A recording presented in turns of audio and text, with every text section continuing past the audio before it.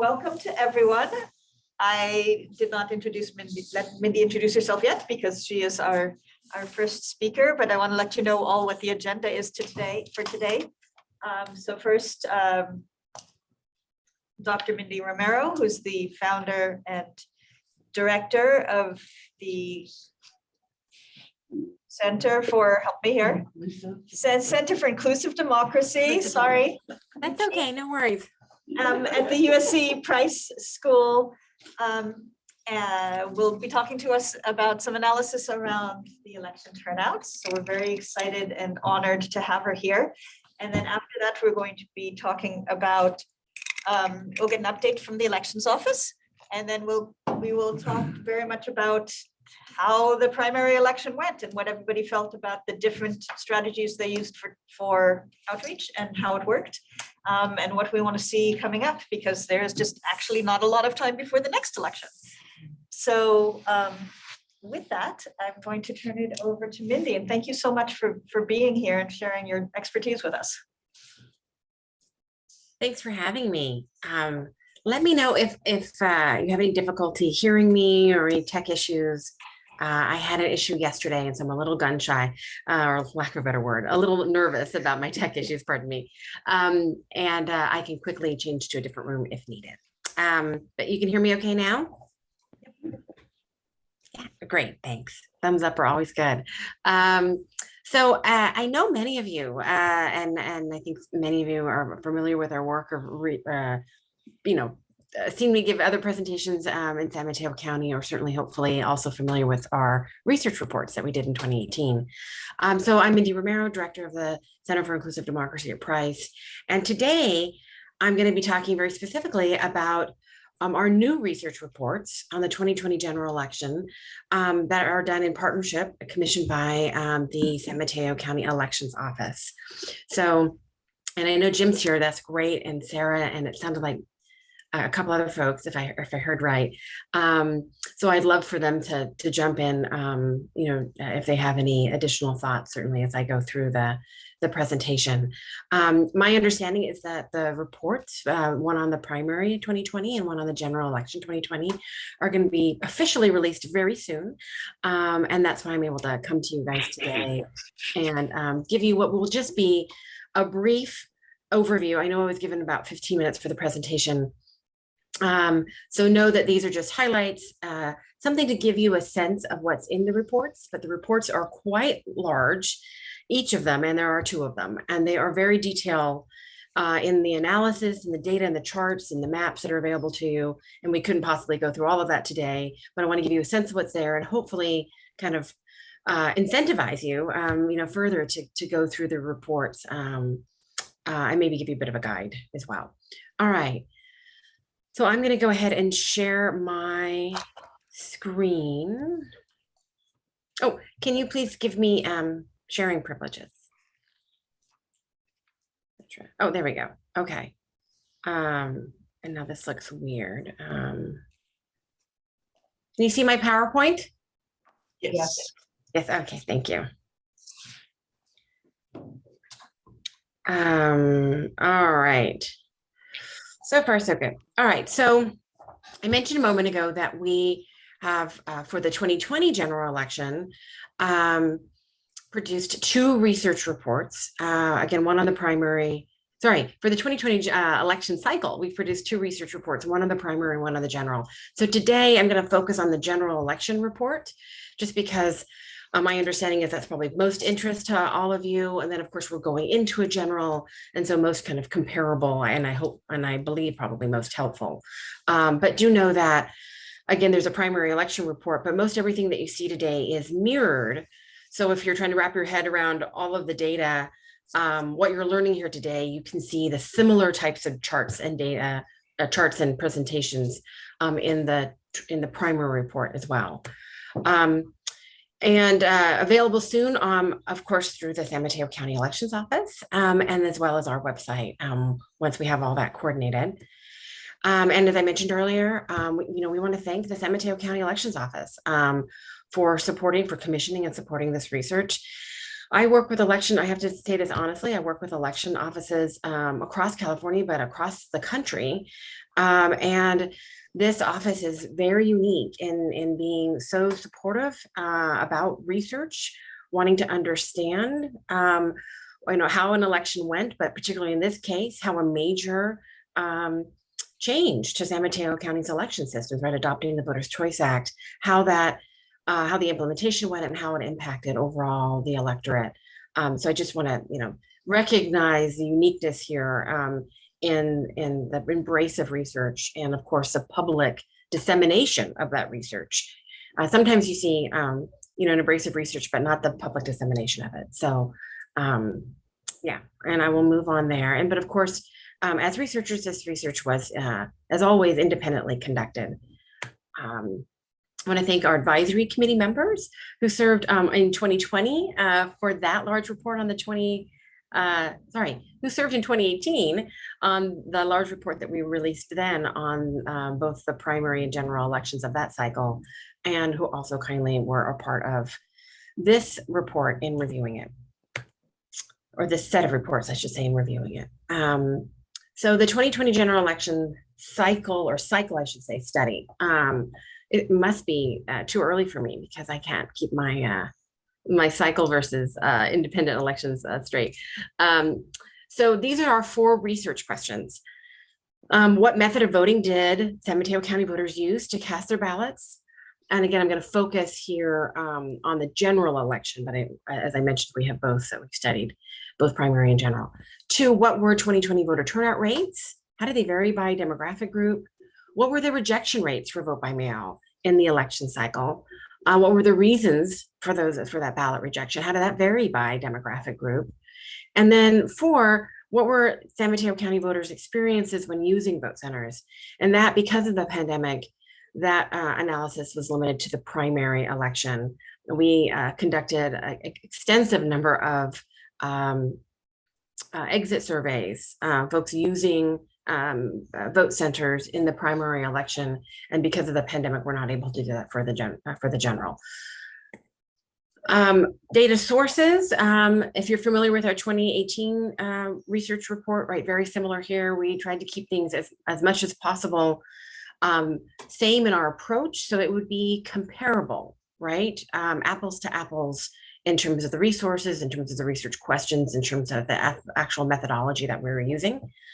And what I want to emphasize here is we, in terms of demographic groups, did everything that we could with a voter file. So there are limitations as researchers, and I know many of you already know this, but for those of you that might not, in trying to identify, for instance, race, ethnicity in the voter file. Of course, Californians, when they register to vote, are not required to self-identify their race or ethnicity. It's voluntary. And there's been much research done, much of that done by my own center, that has shown that those people who do volunteer their race or ethnicity when filling out their voter registration form, online or otherwise, have very different vote patterns. They're not representative of the full population of registered voters. And so you can't, if you're conducting research at least, different if you're doing campaigning maybe, but as researchers, you can't use that subset of people who do volunteer their information. So you have overall a voter file that does not have race or ethnicity in it. And as researchers, we have to go about working to try to identify race or ethnicity independent of what is available in the public, in this case, county voter file. So we do that through standard methods, and I'm happy to talk about that in the Q&A. But do know there are limitations because of that, and in the groups that we can present data on reliably and responsibly as researchers. We also look at age, gender, nativity, party affiliation of registrant in both reports. Again, today I'll focus on the general. Previous polling place voters. So for instance, how voters are voting, right, or voted in the 2020 general election when previously they were polling place voters in past elections, if you will. And then new voters, first-time voters, right? A big question always has been around the Voters' Choice Act.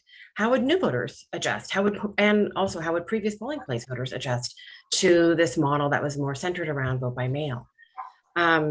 And then, as I mentioned, the voter exit surveys, vote center exit surveys, but again, that was only the primary.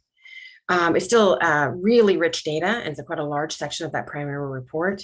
So I want to make sure that you all know that that is there. It gives a lot of information about voters, why voters voted in the method that they did, their choice of vote centers, their sources of information around vote centers, how far they had to travel, that sort of thing, who engaged them in terms of different types of entities, all that sort of thing. And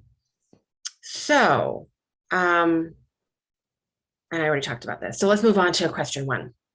So what method of voting did voters in San Mateo County use to cast their ballots? And again, here I'm going to focus on the general election. So first, I just want to give you a little history. So San Mateo County, like the rest of California, has steadily over the last really decade and a half increased its use of vote by mail. Really ever since opening up the requirements around excuses, and then specifically when allowing people to permanently opt in to being a vote by mail voter, a permanent vote by mail voter, numbers have steadily increased. And so here, just looking at San Mateo County in the 2020 general election, 52% of all ballots cast were vote by mail, right? Already ahead of the statewide curve, if you will. And by the way, these percentages are higher in primary elections, but I'll happy to talk about why that is later.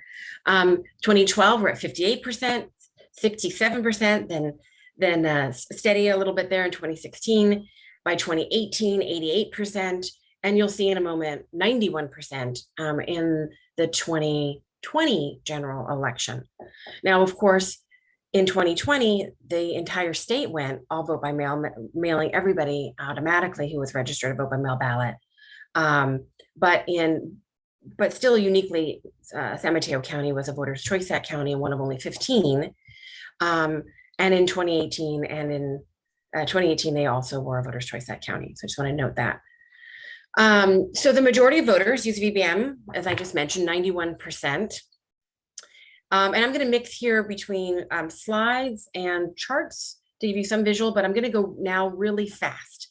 And this is because I want to give you some information, but also, again, some of this I'll go through it really quickly just to let you know that it's there in the report. Won't have time to discuss it, but to give you some sort of roadmap, right, for the report. The most common return method with a VBM ballot, vote by mail ballot, was through the mail and drop boxes. You can see pretty close there, right? 39% versus 39%. And when I say through the mail, literally being mailed through the mail. Dropbox probably is not a surprise to you, but that is a big increase over 2018. And we saw this also statewide as well, a huge jump. And actually statewide, the number one method of return was Dropbox. So a lot of people using those Dropbox locations. San Mateo County vote centers were utilized. Want to make sure that that's clear, including voting in person, right? For lots of different reasons. Dropping off their VBM ballots, receiving language assistance, replacing damaged or lost ballots. And if somebody wasn't registered, of course, being able to conditionally register to vote and to cast their ballot. And we talk a little bit about that in the report, right? All the different sorts of reasons why people use a vote center. And less than 1% of voters use conditional voter registration. Okay, this is just to visualize what I gave you there a moment ago, looking at the different ways that people, the 4 main ways that people could return their ballot. So I said that, blue is the drop box, right? 39.2%. I want to emphasize that what we've got here is that's drop box. Another 12%, right, dropped off their vote by mail ballot at a vote center. So if you combine that together, that's a lot. It's a huge percentage, right? Over half that are returning their ballot, casting their ballot, I should say, in a drop box form or drop off form. And this is actually of all voters casting their ballots. How do they do it? And you can see still significantly though, 8.7% actually voting in person at a vote center. But again, we know that vote centers are used more than just voting in person. 12% of all people casting a ballot, right? You used it to drop off their vote center. Okay, sorry, to drop off their ballot. Vote center use varied by group.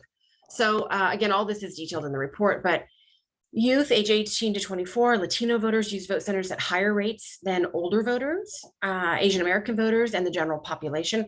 Everybody used vote centers in lower rates in 2020. I want to make sure that's clear, but just young and Latino voters use them in higher rates than these other groups.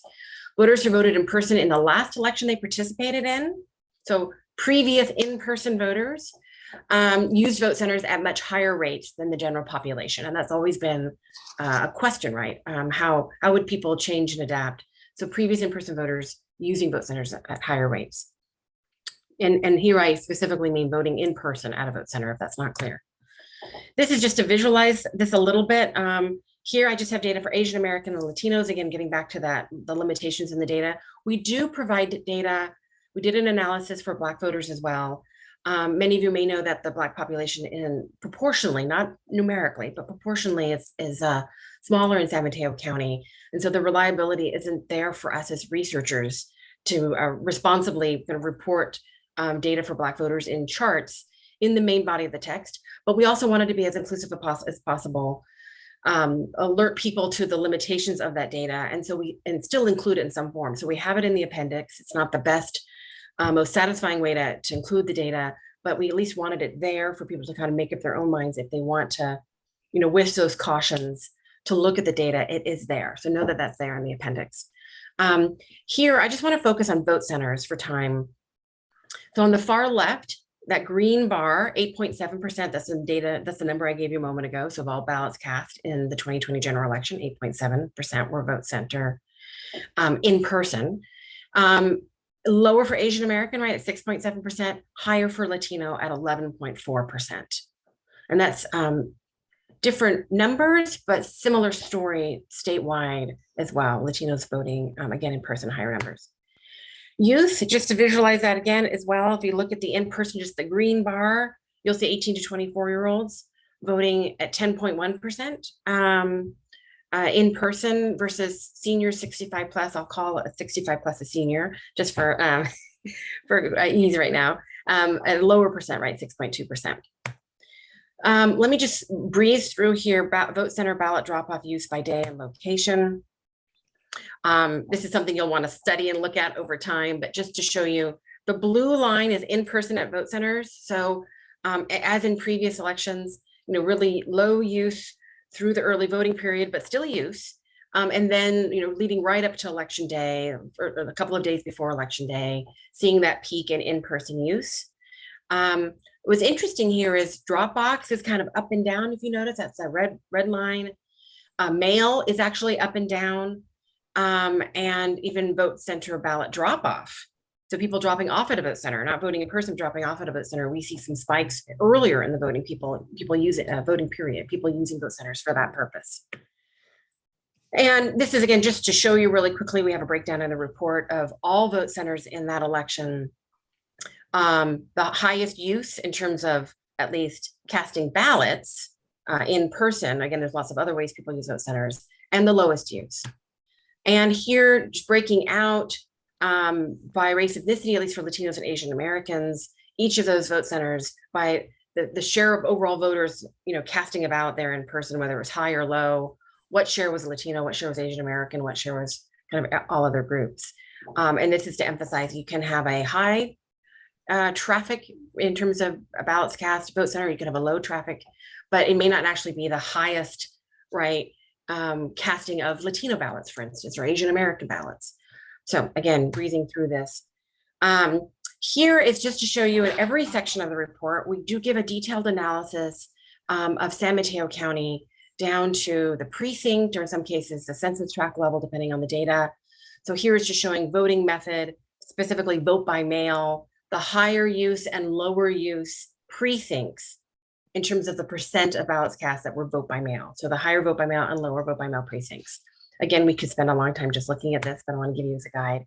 This is voting in person. So again, you see you're comparatively speaking, everybody was lower this election, but comparatively speaking, still higher or lower in person. Okay, question 2, what were voter turnout rates in San Mateo County? How did they vary by demographic group? So sorry for a lot of text here. Again, I will show you a table in a moment. Just under 86% of registered voters, 75% of eligible voters in San Mateo County voted in the general, right? So 75% and 86%.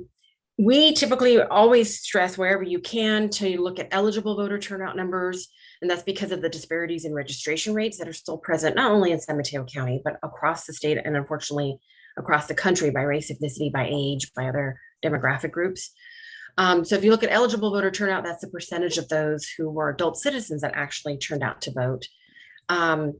Asian American voters, general population saw an increase in eligible voter turnout rates compared to 2016.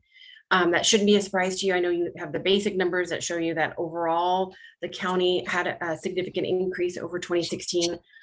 Asian Americans in the general population rate. Also, Latino voters also experienced a growth in eligible voter turnout, although the growth was not as large as seen among Asian Americans in the general population, and that's important to note. And Asian American and Latino voters continued though, and unfortunately this is not a surprise, but continued to be underrepresented in San Mateo County voting electorate, with Latino voters having the largest gap between their share of the eligible voter population and their share of votes cast. What do I mean by that? I think I have, yeah, let me just move on to this chart. What I mean by that is when we say a group is represented, there's lots of ways you can talk about representation. In this case, we're talking about numeric representation. So a group is numerically represented in the voting electorate, those that are voting. If their share of the eligible voters, adult citizens, is about the same as their share of those actually casting a ballot. And in San Mateo County and in California and in the nation, one thing that is consistent, whatever type of election we're looking at, high or low turnout, we always know that both Latino and Asian Americans are going to be underrepresented amongst voters compared to their share of the eligible voter population. There are elections where we see increases and decreases in that. And I don't have Black here because of the data limitations, as I mentioned, but I do want to call out that we have other data at the state level that confirms that Black voters also, of course, are underrepresented. The story is a little bit more complicated when we talk about the Black vote versus, based on the type of election, but yes, I'm also underrepresented. And this chart here that I glazed over was just to show you the numbers that I just gave you in this page. And I just want to emphasize, yellow is San Mateo County, of course, green is 2020, pink is the percentage point change. So the change from 2016 to 2020. Again, for time, I won't go into this. I just gave you the synopsis, but just know that, we're breaking out the change over time by subgroup. And you can see, for instance, Asian Americans, 18 percentage points increase. All right, so voter turnout varied by demographic group. So here again, just in a synopsis, Asian American, Latino youth, previous in-person voters, remember that category I mentioned to you before, new voters, meaning first-time voters, had lower registered voter turnout rates than the general population. We talked about that. And I think actually I'll go ahead and skip through this. Just want to point out though, the last couple of bullet points, we did also do an analysis by party. We did it by nativity, by gender, some other subgroups as well, and that's all their foreign-born status, right, nativity, all of that's in the report. And again, just really quickly to show you, again, that level of detail. And by the way, there's somebody's very cute sounding dog is barking, but if you could mute yourself, that would be great. So here is a map of San Mateo County. Again, this is eligible voter turnout. This is by census tract of residents where somebody, not where they voted, but where they live. And this is just to show you again, comparatively higher and lower turnout. So I gave you those really high numbers, like 75%, right, for eligible voter turnout for the county, but know that there are communities, of course, that have much lower turnout. And that's available for you to look at, and communities that have higher turnout. And that's the case, of course, across every county in our state. But we have it here for the detail for our San Mateo. Here is Asian American broken out, comparatively speaking, and Latino. And one of the things that might be striking to you is the low end of the spectrum here, right, is lower than it is, right, for the general population. Lower for Asian American and lower for Latino, meaning that some census tracts have particularly low turnout, comparatively speaking. But again, for time, just giving you a sense of that. So rejection rates. So I want to emphasize here,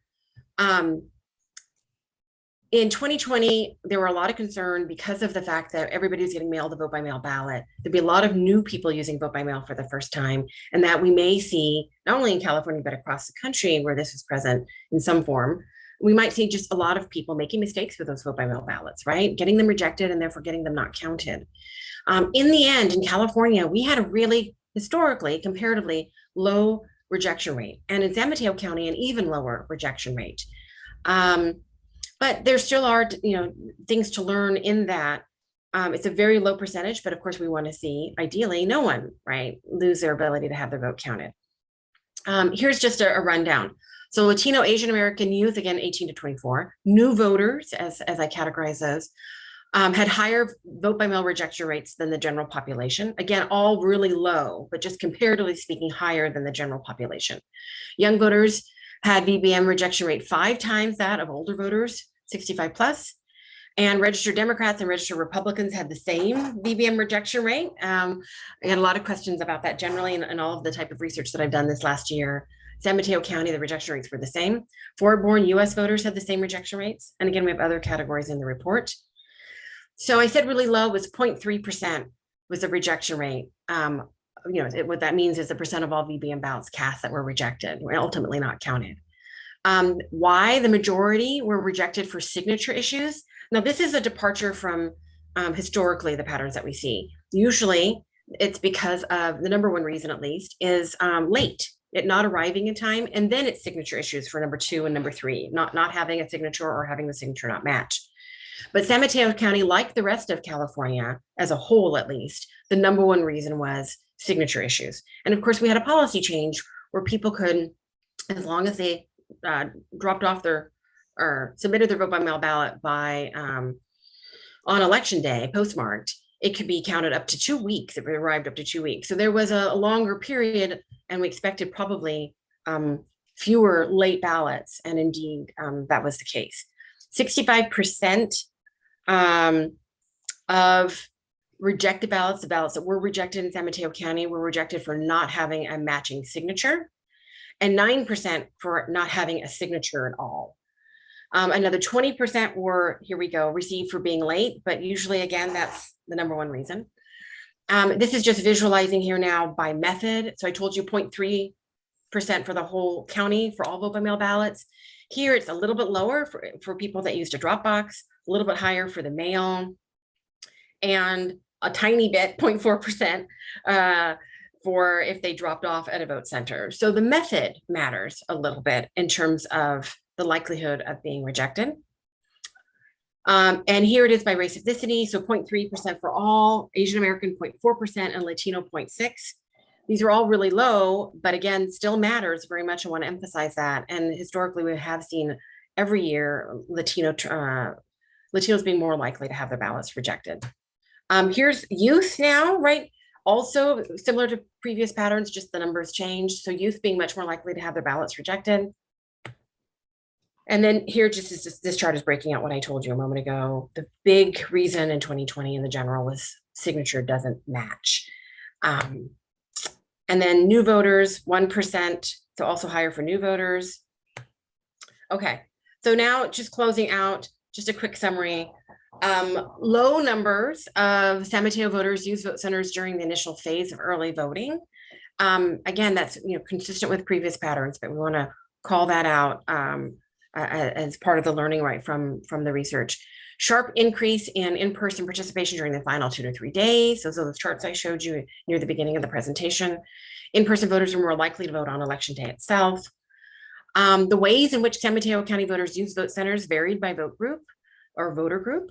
Greater share of Latino voters cast their ballots in person at a vote center. Again, everybody was lower, right, in 2020, but still a greater share than other groups for Latinos. Latinos were also more likely to drop off their vote by mail ballot at a vote center than Asian American voters or the general population. Latinos mailed in their vote by mail ballots at lower rates and so forth. And while voter turnout among Latinos, Asian Americans, and young people increased for everyone in the 2020 election cycle overall, but in the general specifically, these groups continue to experience much lower turnout than the general population. Again, this is the issue that I know so many of you work so hard, right? This is the focus of so much of your work. How do we change that participation gap? These disparities, along with lower turnout of new registrants, voters who previously used a polling place, demonstrate, of course, that challenges remain with regard to seeing a fully representative electorate. What I'm not showing you here, just to end here for a moment, is just, again, that those exit surveys that we did in the primary election, I really want to direct your attention to that report when it comes out, because I think there's a rich amount of data. There is something unique to the primary, right? Especially the California's primary, which is what, a week before or a couple of weeks before the nation shut down. We weren't in full COVID. We did have every vote center open. So you take caution in how you would transfer your understanding of those data, those findings from those vote center surveys, to future elections. But I think there's a richness of data there, especially around how people learn about their vote centers, why they choose the methods that they choose, and some of the limitations that they feel that they still have. And overall, I have to emphasize that we saw a huge, overwhelming majority of people that liked their vote center experience in San Mateo County. That was across the board, across subgroups. But there are differences in subgroups that I think are really important, getting at that question about how do we better serve historically underrepresented groups in San Mateo County. The data can help kind of flesh out some of that, even though overall it was enormously positive. All right, I don't know if I was at 25 or 15-ish minutes, but let me go ahead and stop sharing. I know we had a half an hour for Q&A. Questions? Are there any Or questions? including Q&A? I see a question. No questions. Well, I'll ask a question. Let's see. Mindy, you mentioned at the beginning, if we wanted to know more about how you determined ethnicity, this would be the time to ask about it. Yeah. That's going to be a little bit of a longer. I was reading the praise to San Mateo. I think I'm a little bit longer of an answer. Let me just ask, does anybody else have a quick question? Yeah, I do. Joe. I will not, I'm not avoiding your question, Sarah. I promise, you know that. Hi, Yes, go ahead. As my understanding is that all the three major racial groups are roughly the same in San Mateo County, with the exception of Blacks.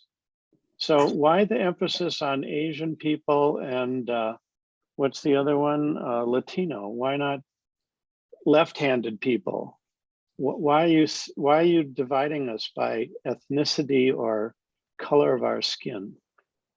Interesting question. Okay, I will take how about both Sarah and is it Joseph? Yeah. Joseph's question together. Okay, so Joseph, it is a commonly requested and commonly a very common analysis to break out our understanding of an election by subgroup. So by race, ethnicity, age, income where possible, new voters, some of the other statuses, nativity, right, party, those sorts of things. So we want to understand when the county wants to understand, when folks like the VEOAC, right, want to understand, and I'm sure you're aware of this, what the impact has been in an election. We also know that historically, there's been unevenness, right, quite significantly in terms of people's, by subgroup, their level of representation in an election and a participation in an election. So we always want to understand race, ethnicity. Why the groups that we looked at? Because those are, of course, there's subgroups within Asian Americans, which I want to talk about in a second, which we cannot, I'd be remiss if I don't talk about some of the differences there. But Latinos and Asian Americans are the two largest, right, subgroups in the county and across the state and across the nation. And so that's why simply we look at those groups. In San Mateo, they're not a subgroup. They're the majority. When we say subgroup, white is subgroup. So when you break out something, a subgroup is just, right, or subgroups are the collection that make up the whole. Yeah. So white, Asian American, Latino, you could be in an area that is predominantly white. If you're breaking out the electorate or the population, or the school population, whatever it might be, white becomes a subgroup. Does that make Not sense? in San Mateo, not in San Mateo. I think what you're talking about is the actual percentage of the population that's white. What I'm talking about is when you're looking at school population, whatever population you're looking at, health, it could be a health outcome, it could be unemployment rates, it could be whatever it might be. When you break out the general population, you break it into subgroups, you could have a group in there that maybe is 90% of the overall population. It's still a subgroup, if that makes sense. Sarah, hopefully I've answered your question there. Sarah, you wanted to know about methodology, correct? Yes. Great.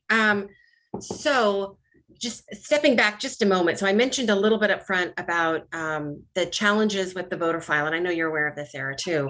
So again, we start with the fact that we don't have self-reported race ethnicity data right in the voter file for everybody. So when people register, they don't, some people give that information, it's voluntary in a state like California, but we don't have it for everybody. And we might be tempted as researchers, right, or others to use just that smaller group that did volunteer their information, but we know that that smaller group is not representative. You know, like when you do like a survey, for instance, and it might be a survey of 1,500 Californians or 2,500 Californians, you can't just pick them anywhere, right? You have to make sure that that is a representative sample, right, wherever possible. So the methods in which you select that 1,500 matter to make sure that that actually is representative of all of California, right? So in the voter file, the people that actually volunteer their race or ethnicity, we know by other research that we've done to kind of do an analysis of this, right, over time.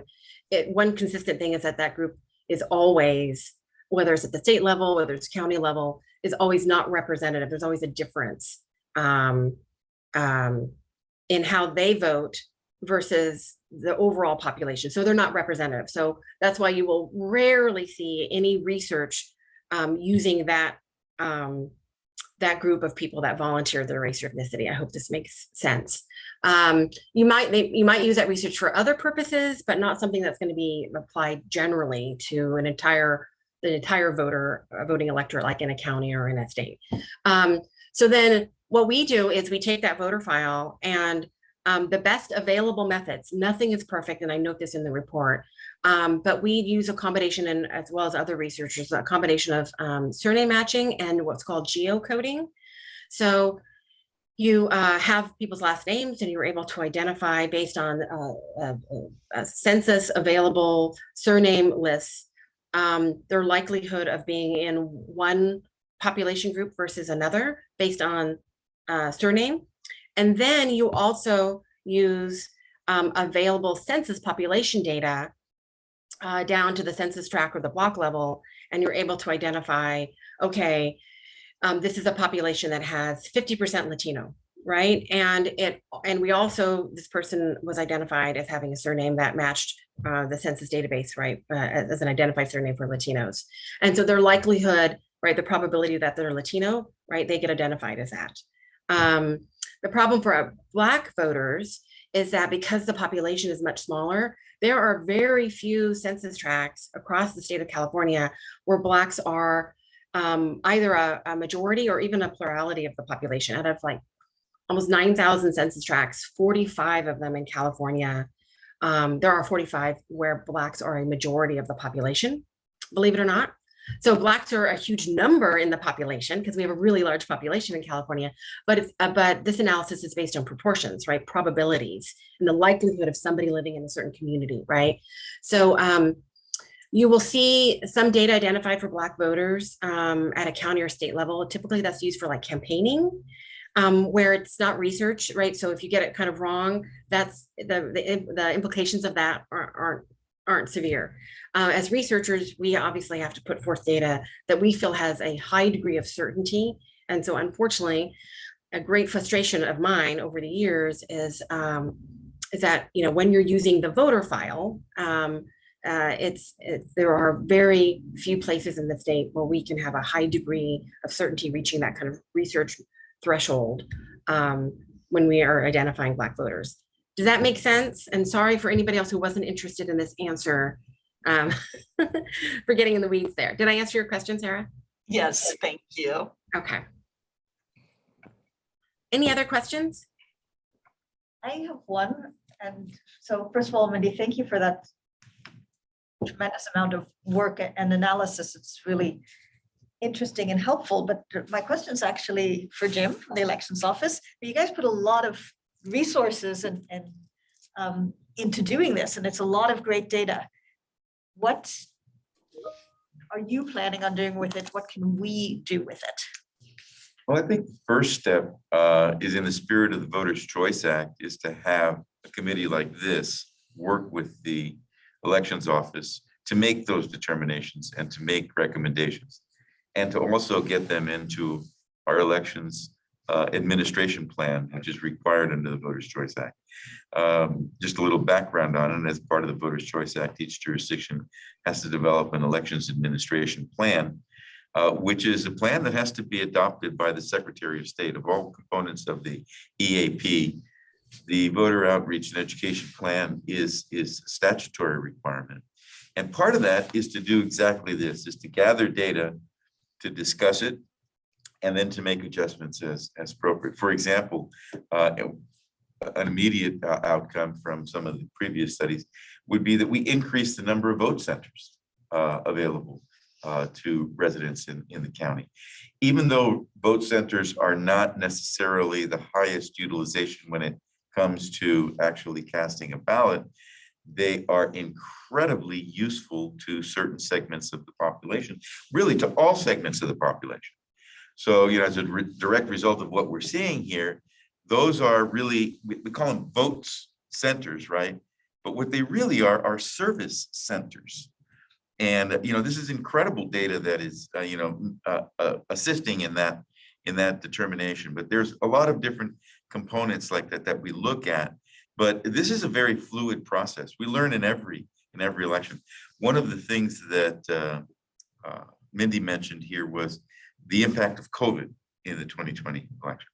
Well, what we've seen, at the ground level is that impact continues in terms of how voters are adjusting their methods of voting and how to participate in an election. Way back when we started, we had 15% of voters were casting their ballots at a vote center.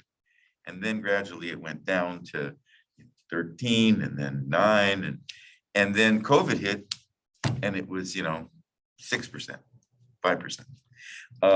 And this election, it's 4.8%, under 5% voters actually cast a ballot at vote centers.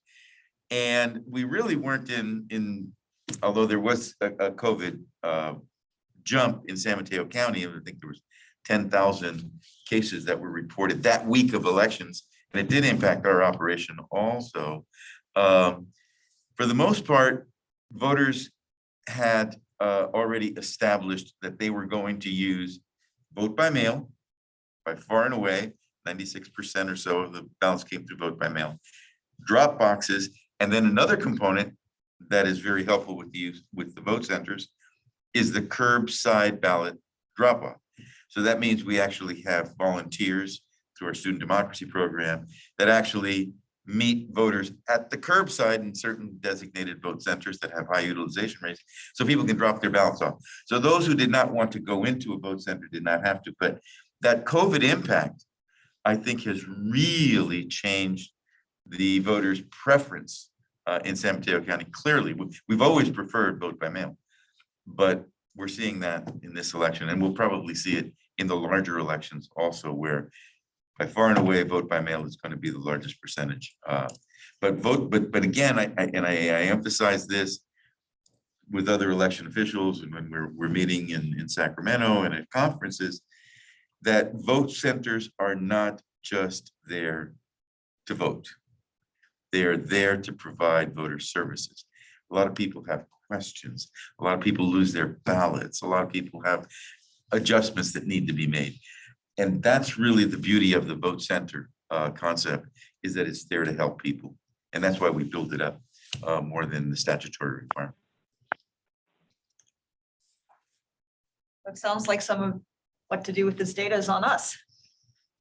Well, I mean, an example of how we use the 2018 data in 2020 would be, we did a texting program. Not wide, but we did do texting, and one group that we tried was youth, because of the idea that youth are the people who are voting for the first time aren't coming out. And surprisingly, I forget now, it's been a while, but I think it was, we did 500 or 1,000 as a test of youth who had not voted at all, but they're registered. And we started with 18 and went as high as 32 if they hadn't voted yet, but they'd been registered.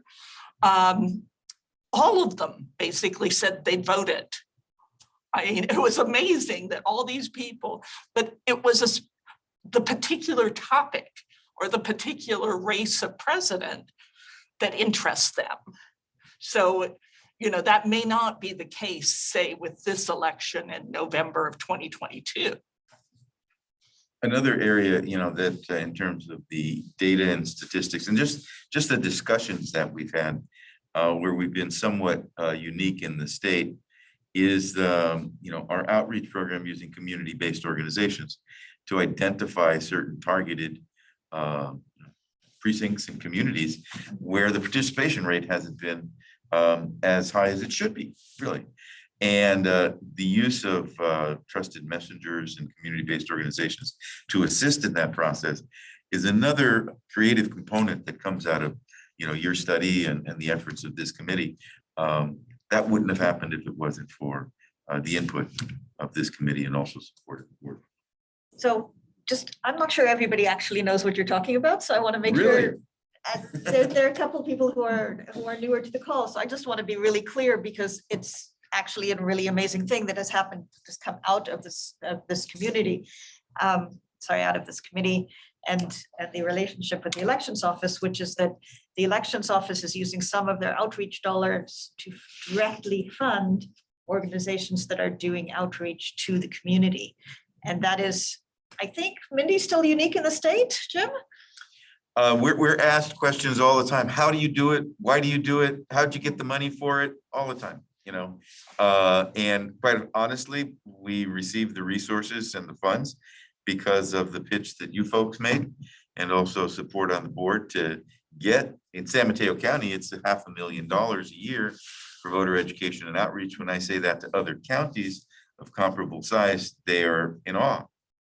And the Secretary of State does require, by the way, that Voters' Choice Act counties invest in voter education and outreach, not to the level that we do. And also, the state is also providing funding now for the new VCA counties for this area.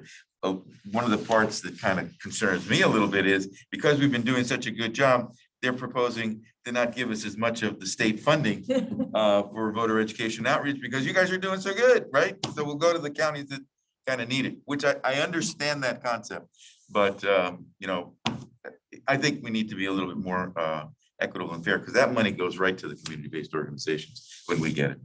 Well, I think that's why this, the research that Mindy's group does shows that even though we've made some improvements, especially in certain, demographics, there's still a lot of room for improvement in, getting more Latino voters, more young voters, more Asian American voters to vote, that are eligible to vote.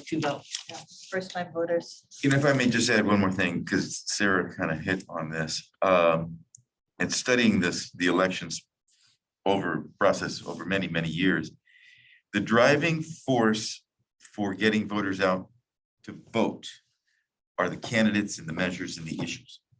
So what it takes is really to have an informed voter on the importance of voting to their communities. Most people think, well, it's the presidential elections that's most important to me. No, it's the local council. It's the local school district that really is more important to you, that will affect your life directly. And that message really hasn't gotten out in terms of, being an informed voter, to realize that if in fact it's the measures, the candidates, the issues that drive voter turnout, then I think that's what we need to do, is to emphasize the importance of each election, so people do come out. And that's what all of our work is about. Mike, do you have a question? I just wanted to comment on some of Jim's earlier comments regarding the increasing value of vote centers.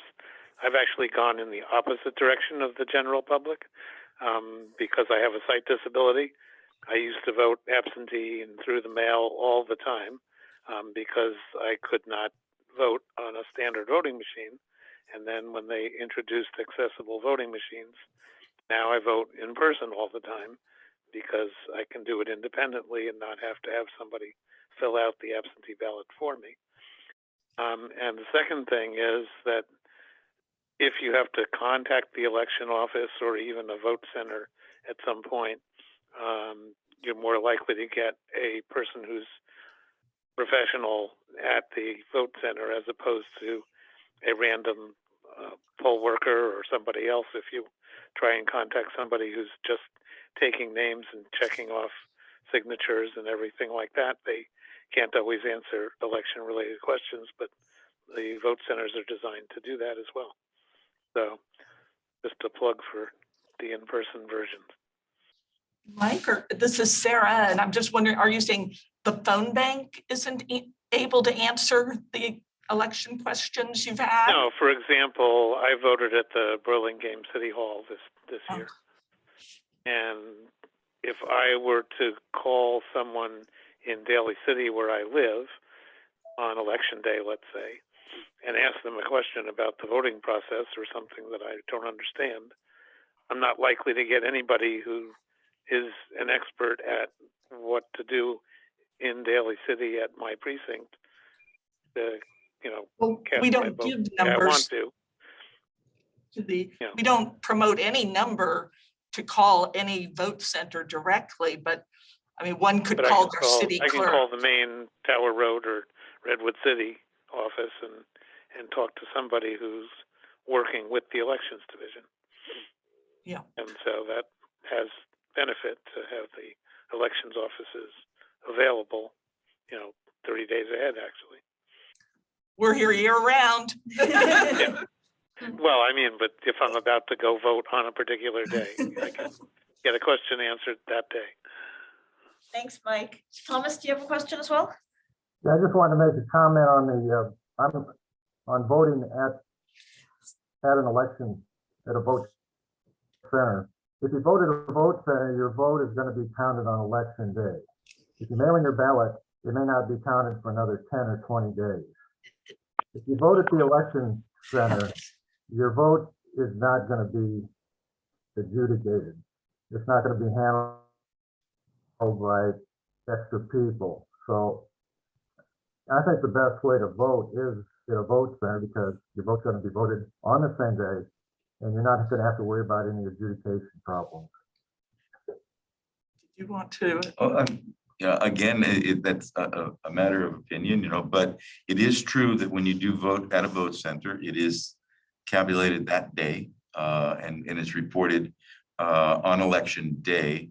In terms of the adjudication, for the most part, I think that is a correct statement because they're checked before they get scanned. The majority of ballots that are adjudicated are the ones that come through the mail. But again, the Voters' Choice Act is to provide choices, opportunities, options to voters to make voting easy and convenient.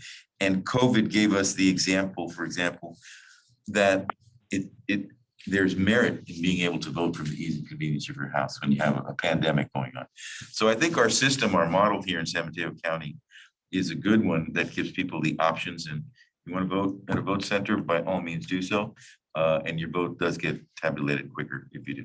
Well, the vote by mail process, we do have on our, results website, it will always say, we will probably include in the election night results up until Friday, 3 p.m. before the election. And we can't, any ballots that have come in after that don't get reported election night because they haven't gone through the whole process of being opened and being adjudicated if necessary and scanned. But quite a few of the vote by mail ballots are included in the initial report. people in 2020 voted earlier than they did in 2021 and 2022. And that was because of COVID. And there was an emphasis on vote early. So probably more vote by mail votes were recorded in the election result night report than in these 2021 and 2022. But one of the things that we have learned in San Mateo County is that election night results are not the results that we should be paying attention to, and that we all need to get used to the fact that sometimes we don't actually know until the actual certification, Until the honestly, 30 days. certification, And really. close races, you know, we're still challenging ballots are being you know, determined all the way through 2 days before. And when we're talking about teaching people the things that really, when you're voting, it matters. When you have these really close races, which we have had every election, we have had some really close races, it really matters. And that's something that we like to use as part of our messaging, as far as like, yes, your vote really matters, because some votes are only separated, you know, by fewer than 100 votes. And it takes time to do it right. It really does. It takes an incredible amount of resources to go through the process that Sarah just mentioned. And so it's much more important for us to do it right than to do it quickly. The other thing that I think has really improved over the last couple of election cycles is the more detailed information that you can find on the elections website in terms of what ballots are included in the report, what percentage have been counted, because I think that had been a problem in the past where we didn't really have a really good idea, well, how many ballots are left to be counted? And I think that's been a really good improvement of getting more information out to the public to know, well, how many more ballots need to be counted. I raised my hand to jump in, if I may. I know the conversation is coming to a close soon, and I just wanted to emphasize, maybe piggybacking on what Jim said a little while ago about the uniqueness of this committee. You know, honestly, it is incredibly unique, not just in California, but again, you know, we have data tools, and we work with counties across the country, and can try as best we can, because it's a priority for us to connect with community groups that may be, you know, involved in elections in some way. And this type of coalition that has direct engagement, right, and a direct collaboration with an elections office is unfortunately incredibly rare. And what I think, and not that you all need me to tell you this, but the collection of people that are here, that are constantly, I've been to a lot of VEOAC meetings now over the last few years, and you guys are just a powerhouse collection of people, right? What I want to emphasize, just maybe last before we run out of time, what can you do with these reports? So this is the second round. You've had reports before from 2018, and though 2018's research was a combined report, that's what makes it different. And in 2020, these are two separate reports, one on the primary, one on the general. But you know, a lot of the data in itself, you know, is not necessarily super surprising because you know your county so well. But I think some of the detailed data, the detailed maps, as I mentioned before, really getting into the weeds in terms of the disparities within the county.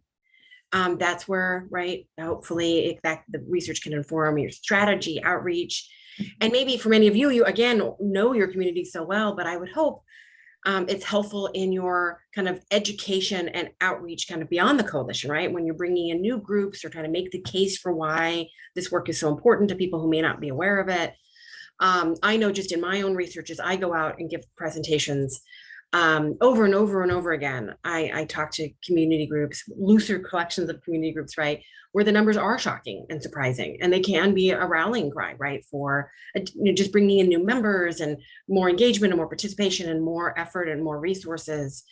So I hope that the research helps you strategize, right? This is for the VEOAC here, because I know the elections office is using it certainly in the ways that they described, but I hope that the VEOAC, you're using it to strategize, to think, but to conduct your work and to plan, but also to help inform others, right? There may not, where some of these numbers aren't so understood. And then lastly, A lot of the data you'll see in the report, especially around turnout, and actually largely just in turnout, we talk about things like turnout by subgroup, right, by race, ethnicity, by age, and so forth, and we really are focused on understanding, the disparities and the underrepresentation for historically underrepresented groups. And kind of getting back to the subgroup question. So where whites are, one of many subgroups, right, under race, ethnicity, right, for the population, we have to, of course, and I'm sure you all do understand that historically in San Mateo and in California and in our nation, whites have, regardless of their share of the population, they are the dominant group in terms of being represented at the ballot box. They have higher turnout rates. There's lots of reasons for that. Part of our ugly history in our United States in terms of voter suppression, and there's other reasons demographically for that. But when we talk about wanting to increase turnout, I know many of you are very much deeply concerned about wanting to increase, right, turnout and increase representation and limit gaps. And so just want to make that point where white is definitely a subgroup. Of course, when we talk about representation and the historic legacy of things like voter suppression, we know that often the appropriate comparison is kind of, historically underrepresented groups compared to what whites are doing, right, or have done. And the same thing with age. So much of our report, we talk about youth, and that's because youth under the umbrella of age groups, right, has been definitely still today very much underrepresented at the ballot box compared to their population numbers compared to 65 plus. And so, we try to give that analysis in the report so people have that. We know you're thinking about it. We know you do your work. You need that understanding. You need that data. And we present it that way, right, to hopefully aid all of your conversations is not just the numbers, but understanding those disparities between kind of dominant, historically dominant groups at the in terms of being overrepresented numerically. Make sense? Kind of where we're coming from in that? Okay.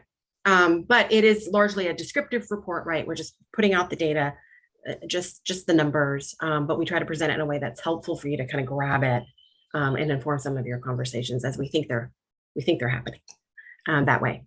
All right. I'm going to stop talking. Thank you.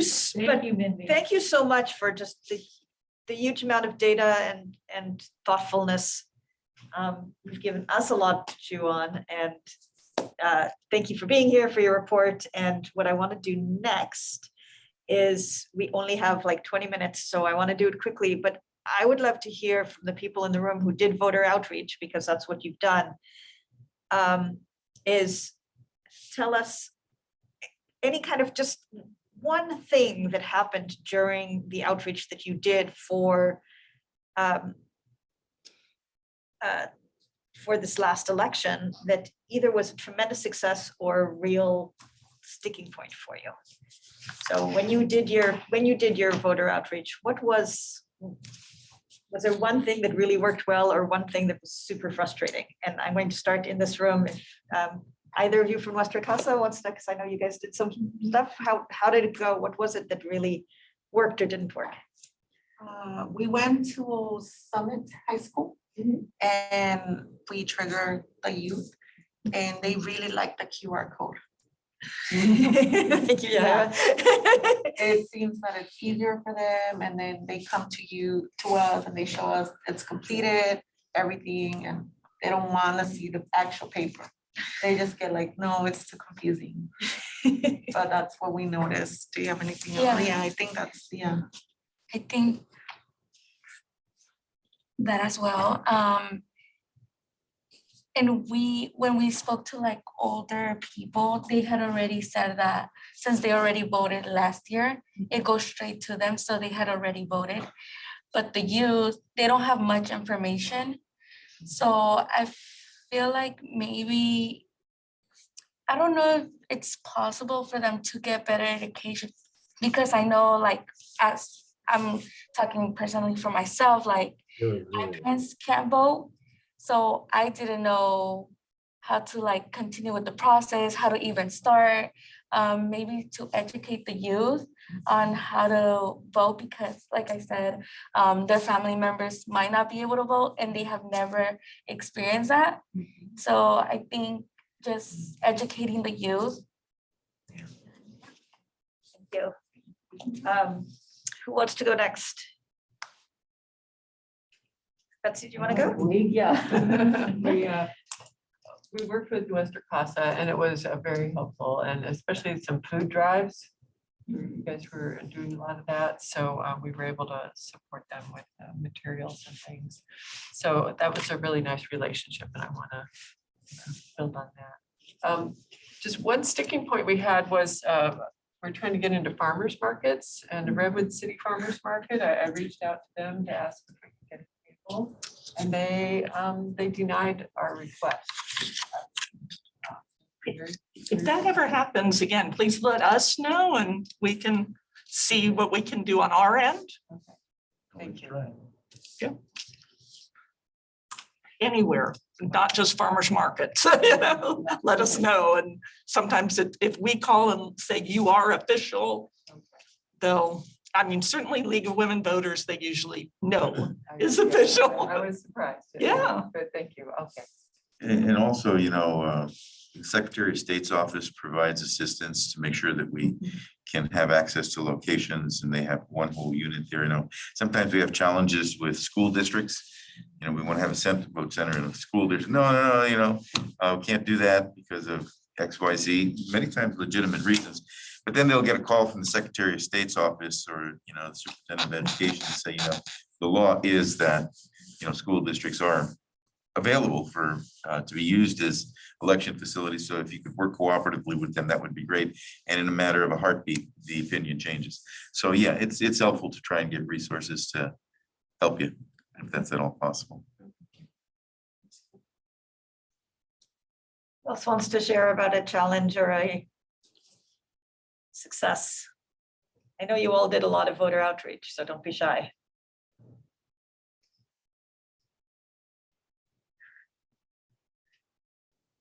Okay, well, I'm going to go for the elections office in the meantime. Excellent. Yes, please do. I had a high school student working on outreach. That was a first for us to actually be employed from February through the June election. So it was nice to have his, you know, brain to pick, as well as, you know, he took signs about, you know, voting in Spanish and in English to the high schools, flyers, so they could post them around. He made the calls and emails to the high schools to do that. Of course, sometimes they don't answer, and sometimes you go in person and, you know, it's like, oh, the right person isn't here, or, you know, we don't know, will they post it? But, you know, Casey was very tenacious and did a great job. He's going off to Cornell this fall, but unfortunately for us, I shouldn't say unfortunately, it's an excellent school. So that was one thing, was working with youth and high school newspapers. He, you know, helped get some interviews with Mr. Church in the newspapers to get the word out to the youth. And also homeless. We had a couple people who actually, Casey with another person went out, Redwood City, Pacifica, trying to think, San Mateo, San Bruno. You know, I happen to notice a lot of I drive around a lot in our county, and that is because I walk my dog and I don't like to walk in the same place every day.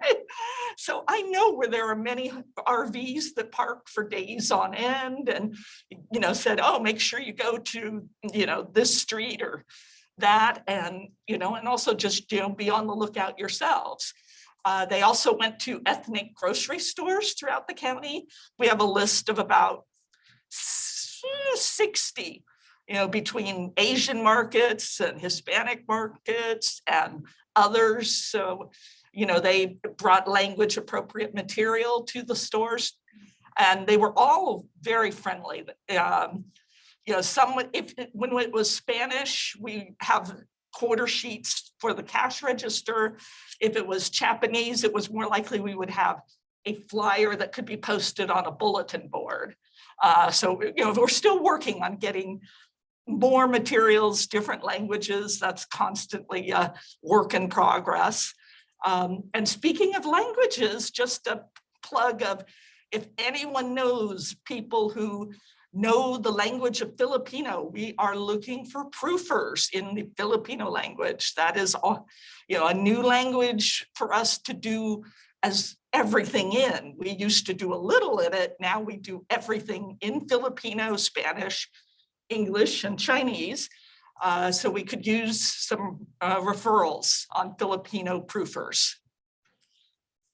Let's see. Oh, yeah. Also, you know, I'll end there. Hopefully, well, one last thing was just that I think over the years, our emphasis in advertising has changed. When we started VCA, it was a general public information campaign, and we needed voters, the people, even the white middle-aged or a voter needed to know this info, and they were the, you know, people voting. But as we continue through, now the emphasis is foreign language media, whether it's TV, radio, newspaper, or online. So, you know, that has changed over time. Thank you, Sarah.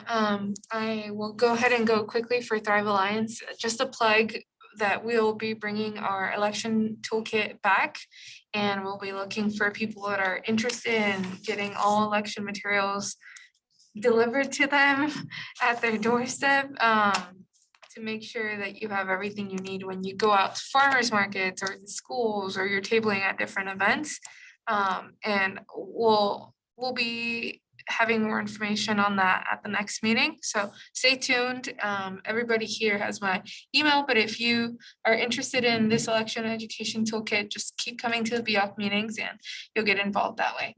And I saw Marnie's hand go up. Actually, first I want to plug a little more the toolkit that Jairo put together, because I don't know, I thought it was pretty awesome. We had brochures, we had information, we had stuff about the new redistricting, we had stickers that said I voted, we had stickers that said future voter, we had voter registration things, we had pledge cards, like all kinds of things in it, and we put it all together, and we put on the logo of the organization, whichever organization wanted to do it, and hand delivered it. So Yes. it was, I undersold the idea, but if she you undersold it. It's a want your really cool thing. stickers, or you want to learn what's the language to tell people how to vote, or how to register to, not how to vote, but how to show people how to vote, how to register to vote, excuse me. SF People Power created an awesome handbook on just language to use when outreaching. So yeah, I definitely undersold the idea, but more to come. I will have more samples and pictures. We have the old folder. So if you want to look at the old folder, I'll put it in the chat now. And as always, let me know if you're interested in just being part of the process in the beginning stages. Thank you. Marnie. Hi. Yeah, I just wanted to piggyback quickly on Betsy's report of what we did with the League of Women Voters. Just one successful thing that we were proud of this cycle, and we hope to continue, we will continue for the general, is our work with youth interns. And we had 2 youth interns that helped us with our materials distribution, and both were Spanish speakers. So that helped a lot, especially in the Spanish speaking areas who we were trying to reach. And so one did a lot of distribution and outreach in that sense. And then we had an intern that did some data analysis for us, which we're still looking at, but this was likely voters, help, reaching likely voters and reaching out specifically to them through the voter rolls, phone banking, et cetera, seeing if we could increase outreach. And that was on a specific subset of some voters on the voter rolls. So we're excited about that. Again, we have to look at that and see what we're just trying to quantify our our outreach and see if it's actually working.